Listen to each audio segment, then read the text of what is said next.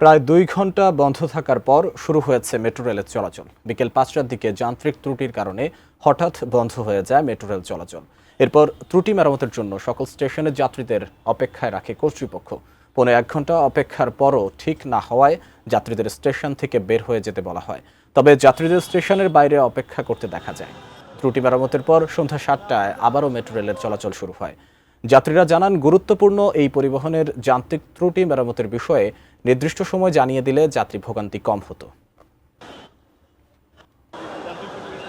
Message দেওয়া দরকার জনগণকে যে আগামীকাল কিংবা আজকে এতটা থেকে বন্ধ থাকবে। যখন দেখি যে বন্ধ, যেমন আমি নিজে একজন যাত্রী, যখন দেখলাম বন্ধ, এখন তো আমার বিড়ম্বনা পোহাইতে হবে। কর্তৃপক্ষ যদি একটা নির্দিষ্ট সময় বলে দেন যে আমাদের এখানে এই সমস্যা হয়েছে, আমরা আন্দাজ করছি এটা ঠিক করতে আমাদের আধা ঘন্টা বা ২০ মিনিট বা ১ ঘন্টাও লেগে যেতে পারে, সেই হিসাবে যাত্রী তার যাত্রাপথ ঠিক করতে পারেন।